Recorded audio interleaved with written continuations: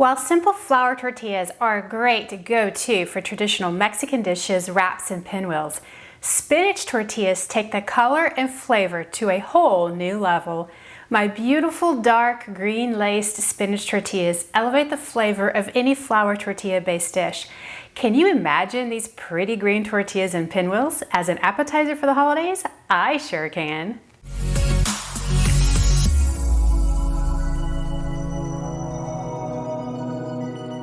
Spinach is clearly the main ingredient in these tortillas. Although these are spinach focused, they are definitely a soft flour tortilla with regular flour tortilla undertones. Store-bought spinach tortillas no longer and never again. I'm excited to share my basic white flour tortilla recipe modified with a cool spin of added spinach. For my spinach flour tortilla recipe, you'll need spinach, all-purpose flour, baking powder, salt, shortening, and water. For ease, I prefer to use frozen chopped spinach that I've thawed in the refrigerator overnight. If you're using fresh spinach, just rinse it off and then place it in a saucepan and heat it up so that the spinach wilts, and then drain it and rinse it in a colander, and then you proceed with what I'm doing here. We just want to squeeze out the moisture. You don't have to squeeze it dry, but just get most of it out. So take your spinach and place it in a food processor, and we're gonna run it to the machine until the spinach breaks down. So just turn the machine on and run it until it's relatively smooth. You'll have to stop periodically and scoop down the spinach that's on the edges. Our spinach that's broken down enough for us for what we need it for. We have these nice pretty green streaks in our tortilla, and that's just because it doesn't break down completely, but the green streaks look really pretty. Okay, and we're gonna set the spinach aside. In the bowl of a stand mixer, we're gonna add 420 grams of flour, which is 3½ cups. We're gonna add 6 grams, which is 1½ teaspoons of baking powder, and about 7 grams, which is 1¼ teaspoon of salt. You could do this by hand with a spoon. I prefer to use my stand mixer, so if you're using a stand mixer, just add your paddle attachment and turn the mixer on low just to mix up the flour and the baking powder and the salt. With the mixer on low, we're gonna add 6 tablespoons, which is about 72 grams of diced shortening. Just make sure it's soft. We're gonna let the paddle do the work to break up the shortening to blend in with the dry ingredients. If you are using just a bowl and a spoon, you could use your fingers for this and break it up like you would pie crust. Go ahead and switch out paddles, and you're going to need your kneading paddle for this next bit. Scoop in your spinach. Go ahead and grab a cup of warm tap water because we're going to add that little by little until we have our dough the right consistency. Turn it on low and let the spinach start blending in with the flour. The spinach is sort of mixed in, it's getting there. And in the meantime, we're going to add 1 tablespoon of water at a time, but we want to add a small amount. Let the machine work just to see how much flour is being absorbed, and then we add another tablespoon. Depending on how wet your spinach is, you may need more or less every time you do this. It's still a little dry, so I'm gonna add in at least 1 more tablespoon, maybe 2. You know you've had enough water when your dough is sort of coming together in a cohesive mound. And you can tell by just how it's spinning in the pan, but also just pick it up and look, that's a good looking dough right there. Make sure that you knead for 5 total minutes. Do you see what a nice dough this is? It's nice and soft, it's not sticky, but it is tacky and it's definitely a damp dough. Leave it in the bowl or put it in a different bowl. Cover it and set it aside for about 30 minutes. You could also do this like the day before, make the dough and then stick it in the refrigerator overnight. We want to give time for the dough to sort of develop the gluten just a little bit to give it a nice flaky tear in the tortilla. Okay, it's time to remove the dough. It's been sitting for a little bit. And I don't think you need a floured surface here because we're going to roll these into balls, and they're easier to roll into balls on the surface if it's not floured. And this isn't a sticky dough like I said before, so it should be fine just to sit on the surface. I love how pretty this dough is. You can see all of the specks from the spinach, but then also it colored the whole dough green as well. You can divide this into 10 pieces, make 10-inch tortillas, 20 pieces make 5-inch tortillas. So you can either eyeball it or you can cut and weigh, which is what I'm gonna do. I'm gonna weigh mine because I want mine to be pretty consistent. If you're in a hurry, don't bother weighing. If you're gonna weigh these, they're gonna be about 82 to 83 grams each.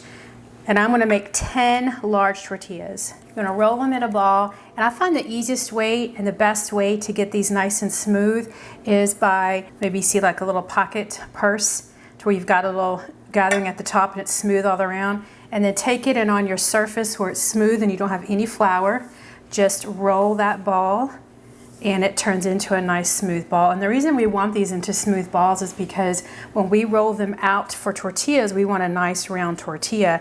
And the best way to get that is to start with a nice round dough ball. So notice how I'm rolling these. I just cut my hand behind where the gathering place is and where it's smooth around. And then I just pressing against the surface, just roll the ball, the dough, and it starts to spread out. So you notice how smooth that's coming out to be. Then you just want to cover them up and allow them to rest for 15 minutes. And you can just leave them where they were. I'm going to put mine on a different plate so I can move them. Begin by heating a 12-inch dry skillet over medium-high heat. We have our tortillas resting, and we're going to start rolling them out one at a time.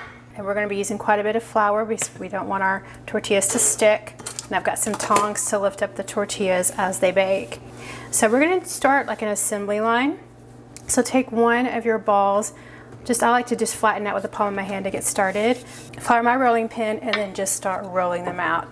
Continually to turn the dough ball over as you're rolling it out, just so that it doesn't stick and that you're being consistent with the thickness of your tortilla as you're rolling. Our skillet is warm enough when we can take some water, splatter it, and it sizzles. You can turn down the stove as you go. I usually keep it more of the lower end of the medium to high. And then as you get your tortilla rolled out into that 10-inch circle for the large one, 5-inch circle for the small, you're just going to lift it up and then place it in the pan. And it will shrink once it goes into the pan, so I usually do a little bit bigger than a 10-inch. We're going to cook these a minute to a minute and a half on one side until it's brown on the back side. And then we'll flip it over for about another 30 seconds to a minute until it's brown on top. And in the meantime, we continue to roll out another tortilla. Just don't forget to look at your tortillas once in a while. You don't want them to cook too long or they will burn. So if your tortillas are browning too quickly, then that means your heat is too high, so you need to turn the heat down a little bit more. If your tortillas tend to be a little bit hard and they're not really cooking quick enough, then your heat is too low and you need to raise the heat a little bit until you find that magic number. It usually takes me 1 or 2 tortillas to figure out what heat my stove needs to be at. Oh, nice and brown on the back side, not too dark, but just enough to know that we know it's cooked. And the bubbles are forming because we have that little gluten created in the middle of the tortilla. And so and we also have the baking powder in there, so it gives it a little bit of a rise, but also a separation as it cooks between it's creating layers in your tortilla. If you notice your tortilla starts to curl as you roll it out, it could be that it needs a couple of moments to get used to its new shape, particularly if it starts to retract too much. So just give it a few moments to rest. Then it gets used to its shape, which is great because it gives you time to check your tortilla and take a look at that. The back side is nice and brown. So I place my cooked tortillas on a foil-lined plate and stack them and place some foil on top that keeps them warm.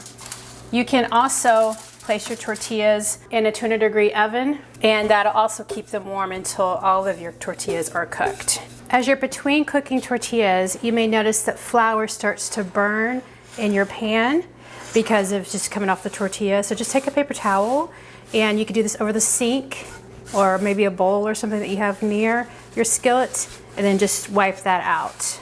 And then move on to cooking your next tortilla. Here, our last one's coming off the skillet. Okay, notice how brown it is. Going out to your stack of tortillas. And let's dig into them. They're ready to eat. We have a nice stack of round ones. Some are a little bigger than others, but that's normal when they're homemade, right? Never gonna have perfect. Okay, so notice the brown on both sides. Just like you would expect a tortilla. Look at just the spinach chunks in there. And I can smell the spinach. I do put plenty of spinach in here because I love spinach. And I think that this is the right amount of spinach for a good, pretty tortilla. But, you know, again, they're pliable, easy to manipulate. So they would be perfect for like soft tacos, burritos, pinwheels, whatever. So let's tear into them. Got a nice stretchy tear from the gluten. Yep, you can see some of the layers from the baking powder will create sort of that rise, which will give it separation and create layers. So that's a really nice tear. Oh, and you can see the spinach as you tear into it as well. It's stretchy, so you've got clearly that gluten has been developed. So I think that they have a nice layered tear like a regular basic flour tortilla, and I think they look beautifully. These spinach tortillas are a cool and fun take on a regular white tortilla. I enjoy eating these hot and fresh. These tortillas taste great with other ingredients that go well with spinach. Consider making a simple egg and cheese omelet, and before folding it over, place it on top of a tortilla and roll it with the tortilla where you can see the egg and cheese in between the rolled layers. Yummy. Now that's my kind of protein-packed breakfast, snack, lunch, dinner, you name it. I truly love these tortillas, and particularly eating them as wrap sandwiches for lunch. I hope you give them a try. I don't think you'll be disappointed. Thanks for watching, liking, and subscribing. Until next time, go bake the world.